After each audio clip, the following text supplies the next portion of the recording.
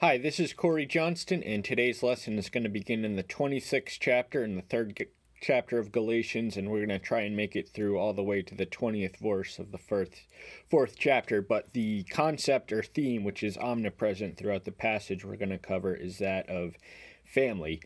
And Christianity is a brotherhood, and it is a family. We are all spiritually connected as spiritual siblings of sorts. We're not a brotherhood of blood. We're a family of faith, and we're all spiritual siblings within that family. And as such, love ought to be the governing action between us, but we ought not regard it as a matter of duty or obligation, but as a natural reaction. And we are to treat each other according to certain parameters as if they belong to the same family, because they very much do.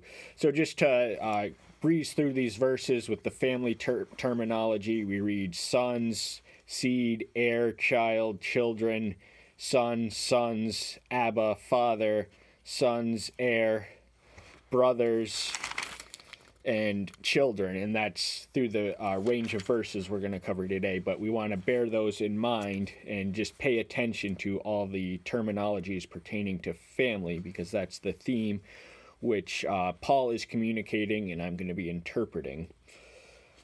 So the opening verse, the 26th verse, reads, "For you are all sons of Elohim, through faith in Messiah Yahshua." So we are children of our common Creator, and not because we are made in His image, although we certainly are, but because we are elected to His family by grace. And faith is the avenue through which our family membership is manifest. And we cannot, there's no biological or physical bonds necessarily between the church throughout the world, but we are all connected through faith under the Father, through the Son. "For as many as you were baptized into Messiah have put on Messiah." Baptism is a process. It's a necessary next step following conversion. Conversion almost invariably antedates baptism, but baptism is where we inaugurate our selves into the body of believers. It's symbolic of the death, burial, and resurrection. Baptism by immersion, that's key, because the New Testament church, there was no such sprinkling on or of infants. It was a conscious decision of someone who had reached a reasonable age, and it was a matter of it's been a matter of controversy since then, although there was no controversy about it as practiced in the new church. It was a matter of immersion and not sprinkling. "There is not Jew nor Greek, there is not slave nor free, there is not male and female, for you are all one in Messiah Yahshua." Now, in order to assess the radical revolution of this egalitarianism which we have in this family, the family of faith, we have to understand what a common prayer in Paul's day amongst Jewish males was. "Yahweh, I thank thee that I am not a woman, a slave, or a Gentile." So they really had an exclusive and concentrated network of people of the same faith, whereas that of Christianity observes no geographical, racial, gender, or socioeconomic barriers, restrictions, or exclusions. We are all united and we are all equal. And the effect Jew and Greek were Paul's two primary audiences, and he adapted appropriate techniques, evangelical techniques for each audience, which is a subject for another discussion. Now, Christianity humbles the ruler and exalts the slave, and we who are free believers in Christ in the New Testament are commanded to be slaves of Him, whereas the one who is enslaved in literal bondage is liberated through the faith. And the seed of gender equality, as we know and love it today, was very much planted by the seed which sprouted into what we have today. It was very much planted by Christianity, verses such as this, 1 Corinthians 11:11 and 1 Peter 3:7 really established the theoretical egalitarianism, which would not completely manifest into practice until Western civilization progressed enough to. But something like that could have never happened in the Muslim world or anywhere else. It's really rooted in the Christianity. And the important thing is they're not only equal, but they're united. So unity and equality is the ideal of the church. And if you are of Messiah, then you are seed of Abraham, and heirs according to his promise. So, seed of Abraham, the Jews were the biological descendants of Abraham. Abraham was the father of many nations. I believe the Midianites and the Islamic people claim biological descent from him.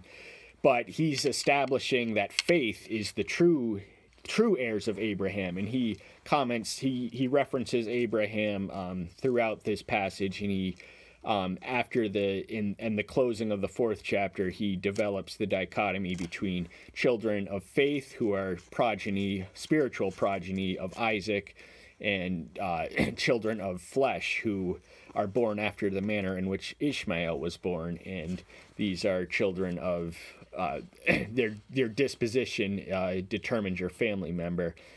And heirs according to his promise. We have a lot to look forward to. The greatest gift of divinity to man, which is eternal salvation in heaven, in his presence. And the new heaven and new earth is a subject we're not going to touch on, but we're just going to reference it. And the 4th verse opens with, "And I say, for as long as the heir is a child, he is no different from a slave, though he is master of all." So this is, again, the equality of adopted children versus children according to Roman law. Adopted children were fully entitled to all the blessings and privileges that a biological son would receive. And we witness this, for example, in the elevation of the first Roman emperor, Caesar Augustus, who was not Julius Caesar's biological son, but the closest thing to it, and he was adopted and declared his heir, and he would set a precedent that would be followed. So it was really from the top of society all the way down. And and slave and master, the equality of such, the balance between them is found in the double paradox of being liberated in the slave is liberated and the ruler is humbled in the presence of the Almighty, but is under guardians and trustees till the time prearranged by the Father.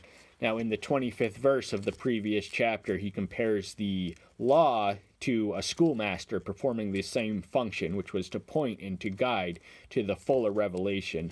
The law was not the fullest and greatest revelation, but the Messiah very much was. He was Elohim in the flesh. So not only did he not just emanate from Elohim, he was in fact Elohim.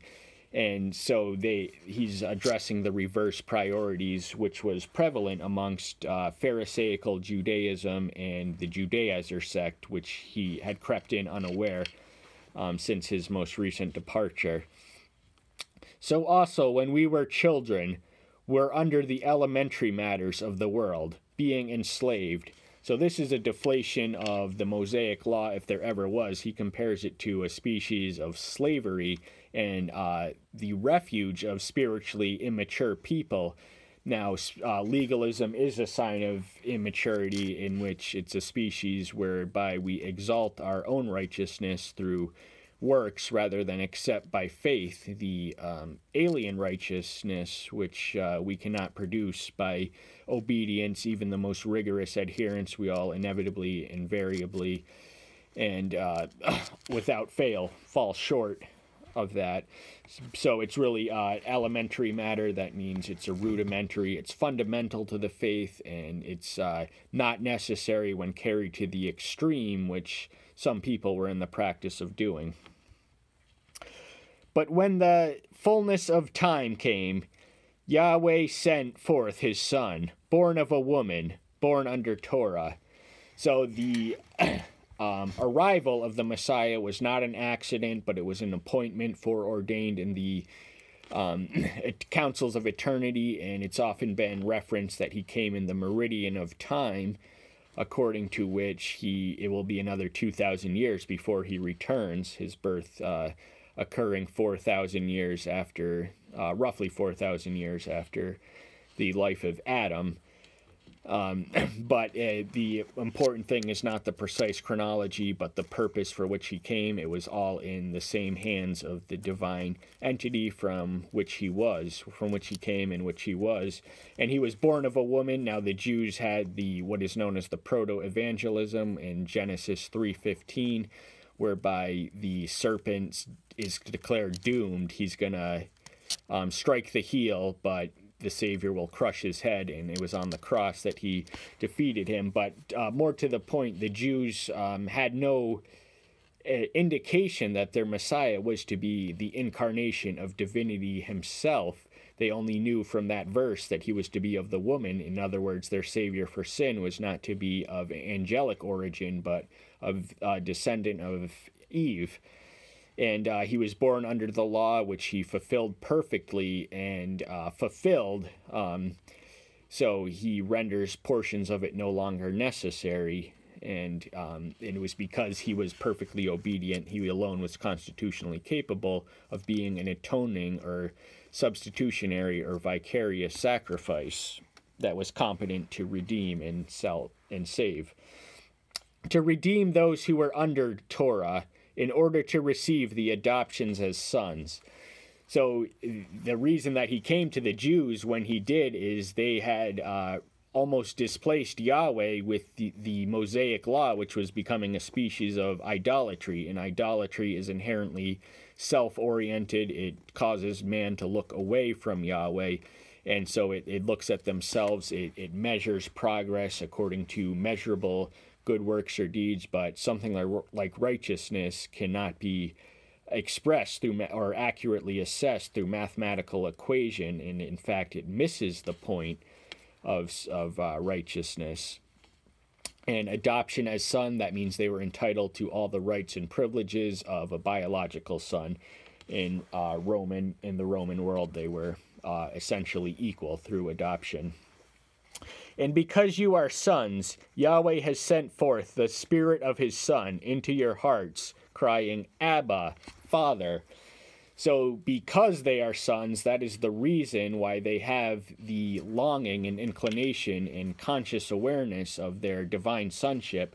And Abba was an Aramaic term, which roughly translates into our colloquial term of paternal affection of Papa. So that means we can approach him intimately and familiarly and friendly, and as if he's a father. He is not a distant dictatorial deity, but he is our father and very much fulfills the function as such. So you are no longer a slave, but a son, and if a son, also an heir of Elohim through Messiah. So slaves and sons, sons were entitled, they were free, they had an inheritance to look forward to, and in the spiritual sense, he who is liberated as opposed to enslaved by legalism has an eternal inheritance to look through. And so we are heirs of Elohim through Messiah, so it is through faith, and we cannot separate the two. We cannot exalt either one at the expense of the other, and we must give balanced praise and contemplation and prayer to each member of Elohim, Yahweh, Yahshua, and the Ruach Kadesh. But indeed, not knowing Elohim, you serve those by which by nature are not mighty ones. So idolatry is rooted in ignorance, and man has a natural propensity for worship. The problem is that unaccompanied and left to our own devices, we will worship the wrong things. We will praise that which is of the earth or of our imaginations, and we will miss the Creator in our own instinctive inclinations. And so mighty ones is roughly translating as divine being, and it is generally translated as lowercase God in the most English translations. But the point is they were estranged from Elohim, and because they were, that was the effect of their idolatrous cause. But now, after you have known Elohim, or rather are known by Elohim, how do you turn again to the weak and poor elementary matters, to which you want to be enslaved again? So there is no right, or there was no reason for them to be reverting back to legalism, having attained a taste of the greatest spiritual blessings of the Spirit by faith. And so he's asking them, now that you have known Elohim and the origin of our whatever knowledge we can claim before we seek him, he must seek us. This is the doctrine of preeminent grace. And so coming with knowledge of Elohim, why would we revert to a spiritually degenerative direction of legalism? Now, to be clear, there is nothing wrong with obedience, but we cannot rest faith in our salvation or invest it in anything we do. It's, you closely observe days and months and seasons and years. So these were somewhat spiritually significant to ancient Jews. They had calendars according to which certain religious festivals commemorating historically significant events, more often than not. And this mentality had kind of crept into the Galatian assembly, who were of mostly Gentile stock, but since Paul's founding of the church, some Judaizers who were teaching, they had the mentality of legalism, which was the preeminent sect of Pharisaical Judaism, which the master contended with. Now Paul was contending with Christian Pharisees of sorts. I fear you, lest by any means I have labored. I fear for you, lest by any means I have labored for you in vain. So Paul was a workaholic, and he often got results, but the unfortunate reality is, given the geographical distances of his situation, someone with his terrain of jurisdiction, of ecclesiastical jurisdiction, could not be in two places at once, and he had quite a lot of territory to cover. So, but he did lay the work, he did plant the church, and then to see his creation corrupt from its own self, from not following his directions, was something which he's endeavored to prevent. Brothers, I beg you, become as I am, because I am as you are. You did not wrong me at all. So this may be a reference to his becoming Gentile, his putting no mandatory imposition of the Mosaic law for their sakes to accommodate the Gentiles who were displacing the Jews as the majority Christian sect.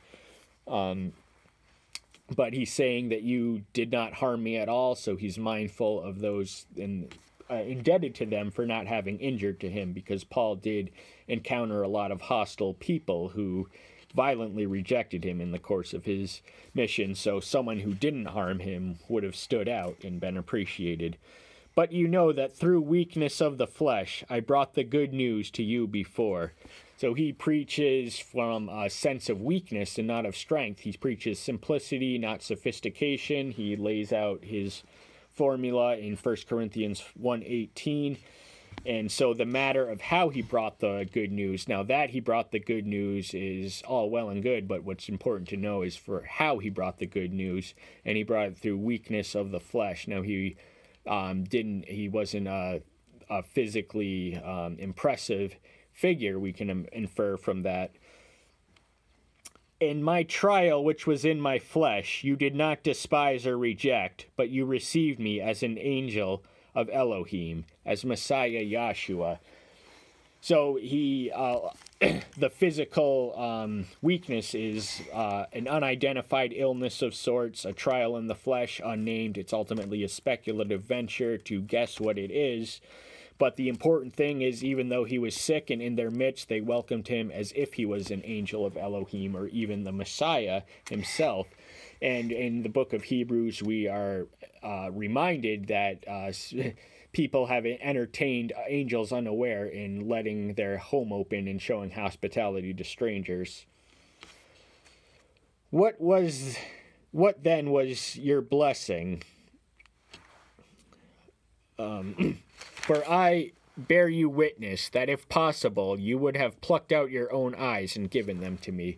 So he's mindful of the sacrifice, if only spiritual or theoretical. They had a willingness and an empathy to switch their health for his sickness, essentially. So then, have I become your enemy, speaking truth to you? Now, he who speaks the truth will invariably make enemies because the truth is unpopular and people pretend to want to hear the truth, but when the truth comes, they more often than not reject it. So he's mindful of the potential for the truthful message that he speaks of incurring enemies which are incidental, even though the Christian is non-provocative. The very truth that they proclaim invariably attracts enemies, even though for most of us, myself personally, confrontation is abhorrent to every instinct in my body. They are ardent towards you for no good, but they want to shut you out, that you might be ardent towards them. So the they is the heretics, more specifically the Judaizers, who were false teachers of sorts, and their goal was to fracture the unity alluded to at the close in the 28th chapter of the 3rd verse. So they weren't drawing others to Elohim or the Messiah, but they were drawing them to them, and that is the nature of the subversive, and they must be expelled and exposed, examined, and expelled from our churches, no matter what variety of heresy they proclaim. Anyone who seeks to take away the doctrinal unity of any church should be by right expelled. They're completely free to start their own church anywhere else, but take it out of here. And it is good always to be ardent in what is good, not only when I am present with you. So he Paul treated all his congregants as the same. He had a fatherly affection for them, and this closes out the family theme. We're one verse away, or 2 verses away. But the 19th verse reads, "My little children, for whom I am again in birth pains, until Messiah is formed in you." So his every waking thought and hour was for their conversion and their spiritual growth. He longed to see the Messiah in them, and someone who has been visited by the Messiah and abides in him will be able to recognize the authentic article from the impure corruption. And so he's noting that there are progress for them to make, and that's what he's endeavoring to doing. And he has the mind of a father towards a child. And Paul didn't biologically father any children, but his paternal instinct is very much invested in the epistles he writes. "Even now I want to be present with you now, and to change my voice, for I have doubts about you." So he's giving them the truth. The honest truth is that he is, there's something wrong, and he knows it, and he wants to fix it, and he wish he could be there, but he's communicating with them, and he's doing the best he can given the geographical distances between them, but it is something he will eventually attend to in the person, and he was doing what he could by writing by letter. And that's all the time we have for today. Thank you so much. Tune in next time. Bye-bye.